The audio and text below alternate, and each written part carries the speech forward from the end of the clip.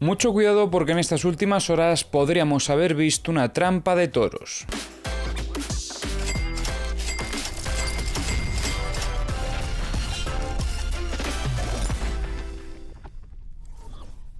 En el vídeo de ayer estuvimos determinando esta estructura operativa que veis por pantalla.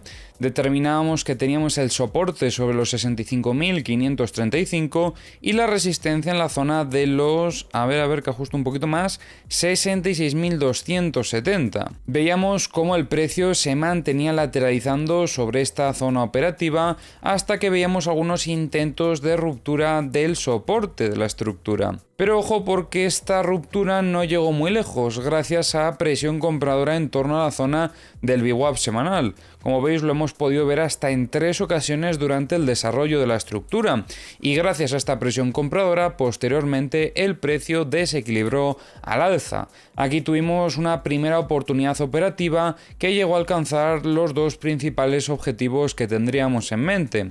El primero obviamente sería la resistencia de esta estructura y luego este otro nivel que también teníamos por aquí en torno a los 67.760, que representa en este caso a lo que es la estructura del gráfico diario, una estructura que hace mucho que no vemos y que luego más adelante en el análisis comentaremos.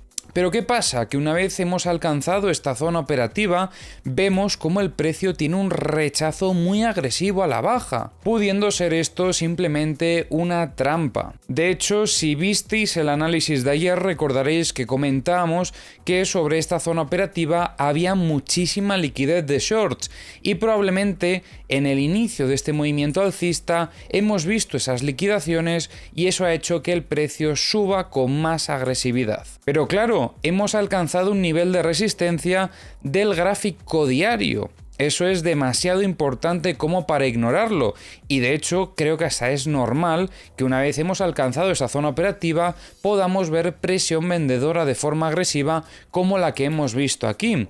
Con esta volatilidad a priori no es recomendable operar hasta que no veamos que el precio se estabiliza un poquito más, ya que en esta zona operativa quizás podríamos esperar una nueva estructura con algo de este estilo, viendo este último movimiento bajista que habíamos observado. Vamos a dejar este planteamiento para los próximos días, creo que puede ser bastante interesante y esta estructura ya la podemos sacar de aquí porque ya ha dado las oportunidades que tenía que dar. Así que por el momento marcamos estos niveles, tenemos el soporte en los 64.800 y la resistencia en los 67.880 aproximadamente.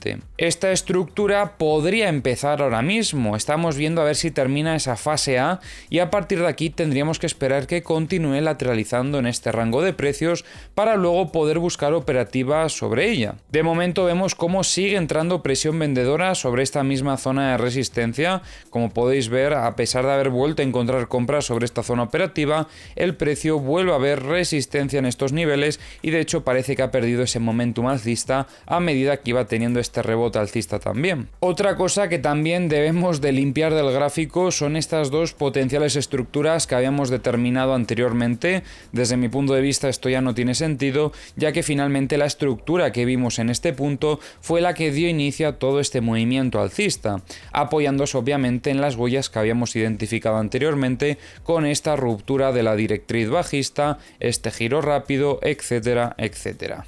Vamos a eliminar también esta directriz porque ya no nos es útil y de hecho ya también diría que eliminásemos esta estructura porque esta ya también dio sus oportunidades. Así que bueno, dicho esto, hemos limpiado también un poquito el gráfico y vamos a subir al gráfico diario para ver eso que os comentaba.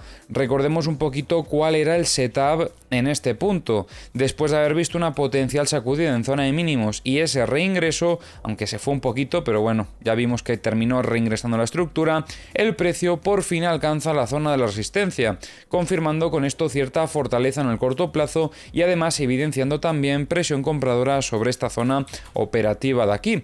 Así que buenas señales de momento para el medio largo plazo, señales de fortaleza como os comento, pero a partir de aquí va a ser importante romper lo antes posible esta zona de resistencia para intentar ya iniciar un desequilibrio alcista buscando una potencial continuación fuera de la estructura.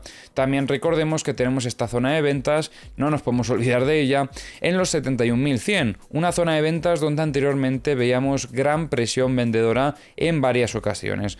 Así que probablemente cuando alcancemos ese nivel también podríamos tener una pequeña pérdida de momentum por entrada de vendedores al mercado. Ahora, como siempre, vamos a revisar las herramientas. Ya sabéis que tenéis en la descripción del vídeo los enlaces a todas las herramientas que utilizo, y como comentábamos ayer, teníamos muchísima liquidez en esta zona operativa y efectivamente después de que se llevasen estas liquidaciones fue cuando el precio se disparó al alza de forma agresiva, a su vez llevándose también con más liquidaciones por delante. Pero como veis ya no queda tanta liquidez. Hay un poco, pero está bastante distribuida. Donde había muchísima era en esta zona y ya se lo han llevado por delante. Y por parte de los long, la verdad es que poca cosa, sobre todo si lo comparamos con esto que había antes. Si filtramos un poquito más, pues ya veis algunos niveles que empiezan a salir, pero no es tanta la liquidez. Si sigo filtrando, pues incluso así, creo que no es tanta la cantidad, de momento al menos. Respecto a la liquidez de 100X, poco que comentar, ya que lo que había se lo han llevado. Quizás la única zona destacable podrían ser estos 64.570. Liquidez de 50X, ya comentábamos ayer cómo esta zona tenía mucha y también se lo han llevado todo por delante en el día de hoy. De hecho, el movimiento alcista finalizó justo donde estaban las liquidaciones de 50X. Respecto a la liquidez de 25X, situación similar. Ha quedado aquí un poquito, podríamos decir que sobre todo hasta los 68.220, pero no es tanta la cantidad. Y respecto a la liquidez de 10X, veíamos bastante en esta zona operativa, también se lo han llevado todo, y en este caso veríamos un poquito también en los 69.190. En Bookmap vemos algo interesante porque en este caso no apunta a que hubiese muchas liquidaciones durante este movimiento alcista. Recordemos que esta información es diferente a la de los mapas de liquidaciones, pero cuando hay confluencias es un buen indicio. Por otro lado, sí que veíamos aquí algunas ventas que yo creo que terminaron absorbiendo, pero lo que sí que hubo quizás después son liquidaciones durante este movimiento bajista, un poquito más que durante el movimiento alcista. Ojo con esto que estamos viendo en The Kingfisher, porque hay muchísima liquidez en zona de longs.